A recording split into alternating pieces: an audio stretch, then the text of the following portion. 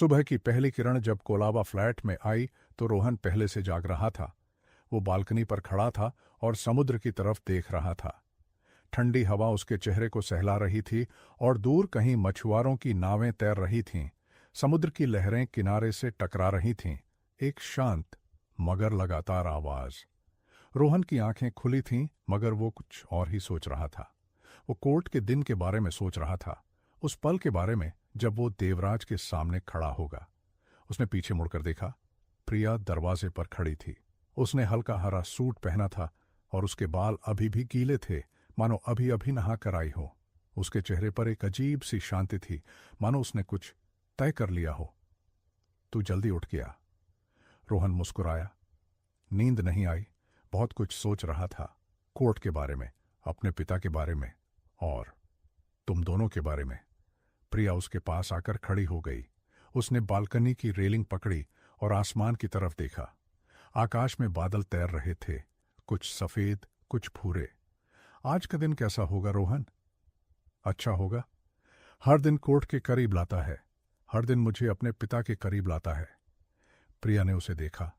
उसकी आंखों में वही चमक थी जो पहले कभी नहीं देखी थी, एक आत्मविश्वास जो पहले नहीं था। उसने रोहन का हाथ पकड़ा। उसकी हथेली गर्म थी और उसकी उंगलियां रोहन की उंगलियों से जुड़ गईं। रोहन, मैं तुझसे कुछ कहना चाहती हूं। मैं जानती हूं कि अभी समय सही नहीं है, मगर मैं अपने दिल की बात रोक नहीं सकती। मैं तुझसे प्यार करती हूं, बचपन से करती हूं। जब हम साथ खेलते थे तब से, जब तू गली में मेरा हाथ पकड़कर भगाता था तब से, जब तू मुझसे कहता था प्रिया तू मेरी सबसे अच्छी दोस्त है, तब से मैं तुझसे प्यार करती हूं। रोहन ने उसकी तरफ देखा। उसकी आंखों में भावनाएं थीं, एक अजीब सी उलझन। उसने प्रिया के हाथ को अपने हाथ में लिया और उसे महसूस किया, वो हाथ जो हमेशा उसके साथ था। प्रिया, मैं। प्रिया ने अपनी उंगली उसके होंठों पर रखी। चुप रह। मैं जानती हूं तू क्या कहने वाला है। मैं जानती हूं कि तू अन्या को भी पसंद करता है। मैंने देखा है कि तू उसे कैसे देखता है, वही नजरें जो तू मुझे कभी नहीं देता। मैं वो सब समझती हूं, मगर मैं तुझे खोना नहीं चाहती। तू मेरे लिए सब कुछ है, मेरा बचपन, मेरी यादें, मेरा भविष्य। रोहन ने उसका हाथ पकड़ा और उसे अपने करीब खींचा। प्रिया, मैं तुझे कभी खो नहीं सकता। तू मेरी सबसे पुरानी दोस्त है, मेरी परिवार है। तू वो है जिसने मुझे तब नहीं छोड़ा जब पूरी दुनिया ने छोड़ दिया था। मगर अभी मैं किसी से प्यार के बारे में नहीं सोच सकता। मेरे दिमाग में सिर्फ कोर्ट है, सिर्फ मेरे पिता का बदला है। प्रिया ने उसकी आंखों में देखा और उसे गले लगा लिया, इतनी जोर से जैसे वो उसे कभी जाने नहीं देना चाहती। मैं रुकूंगी, जब तू तैयार होगा मैं रुकूंगी। उसी समय आन्या फ्लैट में आई। उसने दरवाजा खोला और देखा, रोहन और प्रिया एक दूसरे को गले लगाए हुए थे। वो एक पल के लिए ठिठक गई। उसकी आंखों में एक पीड़ा थी जो वो छिपा नहीं सकी, एक ऐसा दर्द जो सिर्फ उसे समझ आता था। प्रिया ने उसे देखा और जल्दी से रोहन से अलग हो गई। उसके चेहरे पर शर्मिंदगी थी और वो कुछ बोलने की कोशिश कर रही थी। आन्या, ये वो नहीं जो तू सोच रही है। आन्या ने एक मजबूर मुस्कान दी, एक ऐसी मुस्कान जिसमें दर्द था मगर कोई गुस्सा नहीं।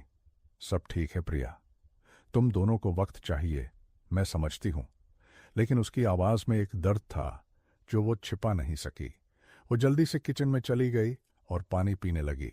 उसके हाथ कांप रहे थे। वो पानी का गिलास पकड़ नहीं पा रही थी। उसकी उंगलियां कांप रही थीं।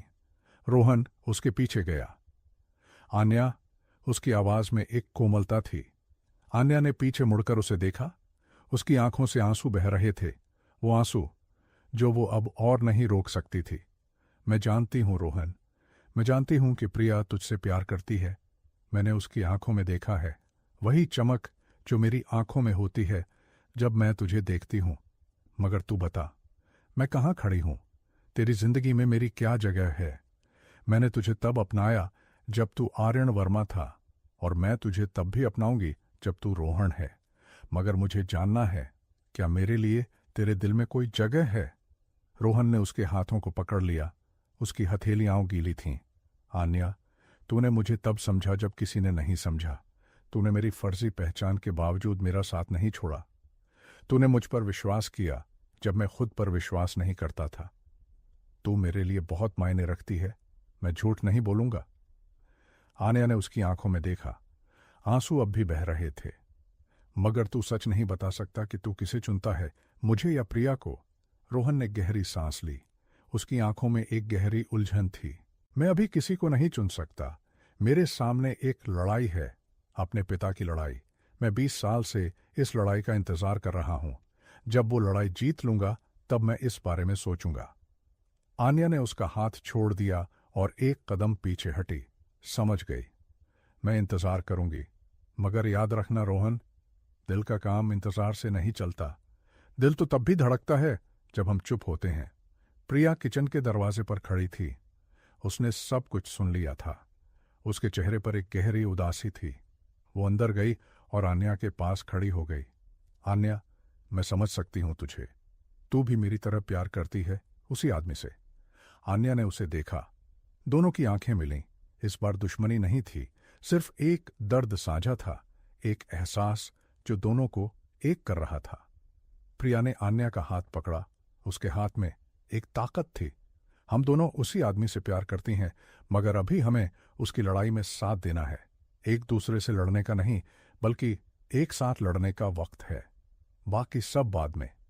आन्या ने सिर हिलाया। उसकी आंखों में अब एक नई समझ थी। हां, तू सही कह रही है। पहले इंसाफ, फिर प्यार। उस दिन तीनों ने फिर से एक साथ बैठकर काम किया।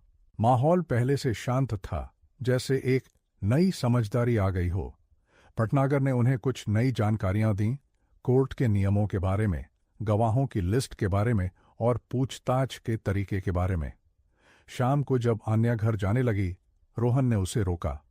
आन्या, एक बात कहूं? आन्या मुड़ी। उसकी आंखों में अब भी नमी थी, मगर एक उम्मीद भी। कहो। मैं तेरे लिए कुछ महसूस करता हूं आन्या। मैं झूठ नहीं बोलूंगा, मगर मुझे वक्त चाहिए सब कुछ सही करने के लिए। आन्या मुस्कुराई, एक सच्ची मुस्कान जो उसके चेहरे को रोशन कर रही थी। मैं इंतजार करूंगी रोहन, वक्त ले ले, मगर मुझे अपने साथ रख। वो चली गई और रोहन दरवाजे पर खड़ा रहा।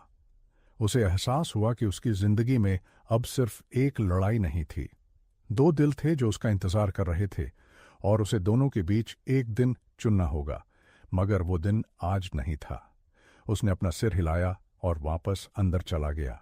डायरी उसका इंतजार कर रही थी, और डायरी में सिर्फ इंसाफ था, प्यार नहीं। मगर शायद इंसाफ के बाद प्यार की भी जगह होगी। उसने डायरी खोली और पढ़ने लगा। पिता के शब्द, पिता का दर्द, पिता का सपना। डायरी के एक पन्ने पर लिखा था, आज देवराज ने मेरे ऑफिस में धमकी दी। उसने कहा कि अगर मैंने पुलिस में रिपोर्ट की तो वो मुझे और मेरी फैमिली को खत्म कर देगा।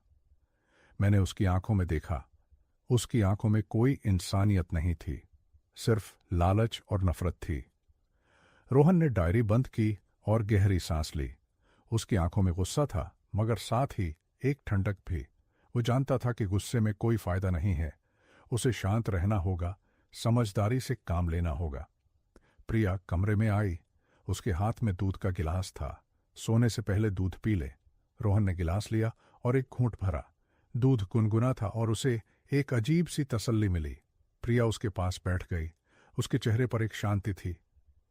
कल हम भटनागर से मिलने जाएंगे और कोर्ट की फाइनल तैयारी करेंगे। तू तैयार है ना? हां। प्रिया ने उसके बालों को सहलाया, जैसे वो बचपन में करती थी। मुझे याद है जब हम छोटे थे, तू हर बार परीक्षा से पहले नर्वस होता था और मैं तुझे समझाती थी कि तू तैयार है। रोहन मुस्कुराया। उसे वो दिन याद आ गए, और तू हमेशा सही निकलती थी। प्रिया हंसी।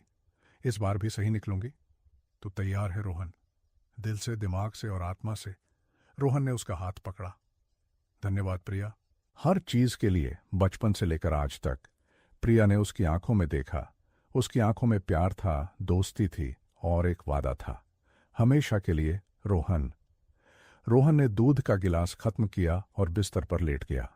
प्रिया ने उसके माथे पर चूमा, बस एक हल्का सा चूमा, और लाइट बंद कर दी। सो जा, कल बड़ा दिन है। प्रिया दरवाजे पर रुकी और एक बार फिर उसे देखा। फिर वो चली गई, दरवाजा बंद करके। रोहन ने अपनी आंखें खोली और छत की तरफ देखा। कल का दिन उसकी जिंदगी बदल देगा। उसने अपने पिता की तस्वीर को अपने तकिए के नीचे रखा और आंखें बंद कर लीं। उसकी नींद में खलल पड़ा। वो सपना देख रहा था जिसमें उसके पिता उससे बात कर रहे थे। विक्रम ने उससे कहा, डर मत बेटा, मैं तेरे साथ हूं, हर कदम पर। जब तू कोर्ट में खड़ा होगा मैं तेरे साथ खड़ा होऊंगा। रोहन ने सपने में ही अपने पिता का हाथ पकड़ा। पापा, मैं आपको निराश नहीं करूंगा। विक्रम मुस्कुराए। मैं जानता हूं बेटा, तू मुझे कभी निराश नहीं कर सकता। रोहन की आंख खुल गई। सुबह की पहली किरण खिड़की से अंदर आ रही थी। उसने अपने तकिए के नीचे से तस्वीर निकाली और देखा, विक्रम मुस्कुरा रहे थे। उसने तस्वीर को चूमा और उठ गया। आज कोर्ट का दिन नहीं था, मगर तैयारी का आखिरी दिन था। आन्या उस सुबह जल्दी आ गई। वो एक फाइल लेकर आई थी जो भटनागर ने भेजी थी। फाइल में कोर्ट के कुछ और दस्तावेज थे और एक खत था भटनागर का। रोहन, आखिरी तैयारी। कल तो कोर्ट में अपनी बात बोलेगा, यकीन रख, तू तैयार है। रोहन ने खत पढ़ा और उसे टेबल पर रख दिया। प्रिया ने नाश्ता बनाया था, पराठे और दही। तीनों ने साथ बैठकर नाश्ता किया। इस बार खामोशी नहीं थी, बल्कि हल्की फुल्की बातें थीं। आन्या ने पूछा, रोहन, कल तू क्या बोलेगा? तूने अपनी गवाही लिख ली है? रोहन ने अपनी जेब से वो कागज निकाला और दोनों को दिखाया। ये मैंने पिछली रात लिखा। मैं कोर्ट में यही बोलूंगा, वो सब जो मैंने 20 सालों में सीखा और महसूस किया। प्रिया ने गवाही पढ़ी और उसकी आंखों से आंसू बहने लगे। रोहन, ये बहुत खूबसूरत है। आन्या ने भी पढ़ा और सिर हिलाया। ये तेरे दिल की बात है। कोर्ट इसे सुनेगा और समझेगा। रोहन ने दोनों को देखा। उसकी आंखों में एक नई चमक थी। चलो भटनागर सर से मिलते हैं आखिरी बार। भटनागर के ऑफिस में आखिरी मीटिंग हुई, लंबी और विस्तृत। भटनागर ने कोर्ट के हर प्रोसीजर को समझाया, कैसे खड़ा होना है, कब बोलना है, कैसे जवाब देना है। रोहन ने हर बात को ध्यान से सुना और अपने नोट्स बनाए। मीटिंग के बाद भटनागर ने रोहन के कंधे पर हाथ रखा। रोहन, मैंने कई केस लड़े हैं, मगर आज मुझे पहली बार लग रहा है कि सच सच में जीतेगा। तेरी आंखों में वो चमक है जो सिर्फ सच के लिए लड़ने वालों में होती है। रोहन मुस्कुराया। धन्यवाद सर। वापस फ्लैट पर आकर रोहन ने प्रिया और आन्या को बताया। सर ने कहा कि हम तैयार हैं। प्रिया ने उसे गले लगा लिया। मुझे पता है। आन्या ने भी उसे गले लगाया। हम साथ हैं। तीनों उस शाम एक साथ बैठे। कोई बात नहीं, सिर्फ एक दूसरे का साथ। रोहन ने सोचा, ये दो लोग उसकी जिंदगी में कैसे आ गए? एक बचपन की दोस्त और एक नई मुलाकात, दोनों अब उसकी जिंदगी का हिस्सा थीं।